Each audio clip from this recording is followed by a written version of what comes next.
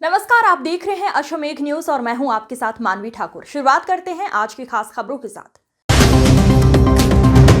देश भर में नए वर्ष में किस तरह से मंगल या अमल होगा, कौन सी तिथि, कौन सी राशि और ग्रह के अनुरूप चाल चलेगी, इन सब का शोध करने के उद्देश्य से इंदौर में मां भुवनेश्वरी ज्योतिष वास्तु कर्मकांड शोध संस्थान द्वारा एक आयोजन किया गया। इस आयोजन में मध्य प्रदेश सहित देश भर के ज्योतिषाचार्य और अनेक संत, अघोरी और वेदांत ज्योतिष ज्ञान के पंडित एकत्रित हुए।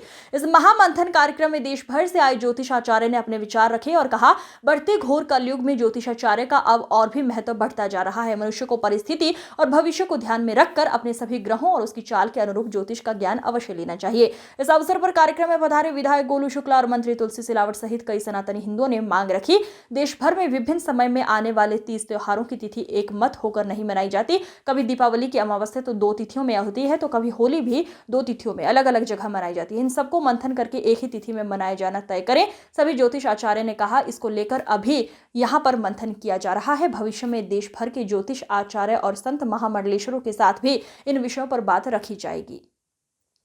अश्वमेघ न्यूज से चर्चा करते हुए उज्जैन अखाड़ा के महासंघ अघोरी बाबा राजनाथ जी शमशान महाराज ने कहा कि यहाँ पर देश भर से आए विद्वानों की राय जानी और सबने अपने अपने विचार व्यक्त किए। साथ ही कई विद्वानों ने ये भी बात कही, हमारे देश में अब हिंदुओं को भी अपनी संतानें बढ़ाने की आवश्यकता हो गई है, क्योंकि कम संतानों से हम अल्पसंख्यक होने की दिशा में बढ़ेंगे। इन्हीं बातों को ध्यान में रखकर सबसे आह्वान भी किया जा रहा है।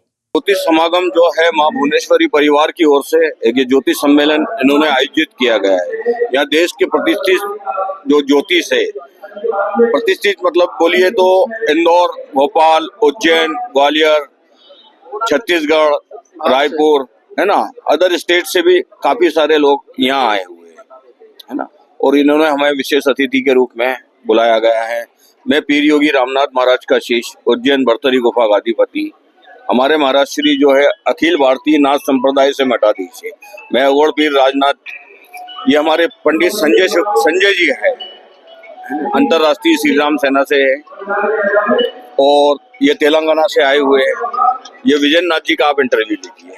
जो भी किया जा रहा है ज्योतिष शास्त्र के अनुसार, जिसको भी कुछ भी परेशानी होती है, जन्म कुंडली से लेके मरण तक का सारा अनुसंधान जो भी है, सारे जितने ज्योतिष सब ये लोग अपना कार्य करते हैं।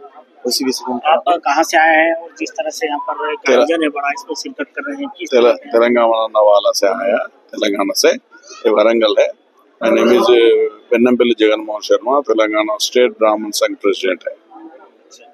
यहाँ पर आने का मतलब है ज्योतिष का देखने का। क्या कहेंगे? ये माँ भुवनेश्वरी परिवार की ओर से बहुत बढ़िया आयोजन हो रहा है, और इस आयोजन में देश विदेश से भी जो है लोग पधारे हैं और अच्छे अच्छे जानकार आए हुए हैं, और उन जानकारों से कुछ सीखने को भी मिल रहा है और कई जनता का भी भला हो रहा है।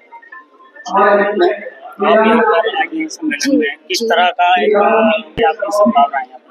जी, संभावना है। मैं आचार्य मीना राव, मैं देवास से आई हूँ, और मेरा ये मानना है कि हम जितने ज्योतिषियों से मिलते हैं सबके पास अपनी अपनी विधाएं हैं। अगर हम इसको अपनी जिंदगी में अगर अप्लाई करते हैं तो बहुत सारी चीजें हम सुधार सकते हैं। इवन मैं बोलती हूँ कि अगर वास्तु में अगर कुछ भी गड़बड़ हमारे घर में है तो हम पौधों के द्वारा उसको हम रिमूव कर सकते हैं। तो ज्यादा खर्च करने की हमें जरूरत नहीं है, तो कुछ क्रिस्टल्स रख के, कुछ पौधे रख के, तो हम बहुत सारे खर्चों से हम बच सकते हैं और बीमारियों से हम बच सकते हैं। ज्योतिष को लेकर आप क्या समझती, क्या कहना चाहेंगे? ज्योतिष एक ऐसा शास्त्र है जिसको अगर हम जीवन में अपने उतारें तो जीवन की सभी समस्याओं से पार पा सकते हैं। तो सभी को इस पर विश्वास भी करना चाहिए। जो लोग आज विश्वास खो चुके हैं, हमारे जैसे ज्योतिषों का ये दायित्व बनता है कि हम उस विश्वास को फिर से स्थापित करें। और जैसे ये जो सम्मेलन आज हो रहा है, जो आयोजन हो रहा है, ये मदद करते हैं इस विश्वास को फिर से स्थापित करने में। तो ये होते रहना चाहिए। सत नमन करते हुए जो आज देश विदेश से ज्योतिष गुरु आए हुए हैं, उनने यहाँ निःशुल्क सबको ज्योतिष देखा उनका। और इंदौर की जनता से मैं ये बोलना चाहता हूँ कि वो सब यहाँ पे आके अपना ज्योतिष, अपना भाग्य जरूर दिखाएं। उत्तम अधिवेशन अभी इन्होंने रखा है, प्रत्येक वर्ष रखते हैं, और अच्छे उत्तम क्वालिटी का ये फंक्शन यहाँ होता है। और संतोष भार्गव जी जो इसके संयोजक हैं, वो बहुत ही विद्वान व्यक्ति हैं और यहाँ पर टेरो कार्ड, ज्योतिष, कर्मकांड और इसके अलावा भी बहुत सारी जो विद्याएं हैं उन सभी के जानकार यहाँ पर उपस्थित हैं और कार्यक्रम जो बड़ा अच्छा चल रहा है। श्री अनिल वत्स जो कि विश्व में भी कहें तो विश्व में माने हुए व्यक्ति हैं वो और बहुत ही अच्छे ज्योतिषाचार्य हैं। तो उनका भी स्पीच उनका हुआ था और 2 दिन रहेगा। पाराशर पद्धति पर वो उनका जो विचार था उन्होंने रखा है अपना हुए हैं। तो हमारा एक ही लक्ष्य है कि हमारा जो सनातन धर्म है वो उसको हम कितना ऊपर ले जा सकते हैं। आज जो हमारे जो भटके हुए जो बच्चे हैं उनको भी हम चाहते हैं कि वो फिर से उनका हृदय परिवर्तन हो और वो पुनः हमारे जो सनातन धर्म है, हिंदू धर्म है, उसको ज्वाइन करें।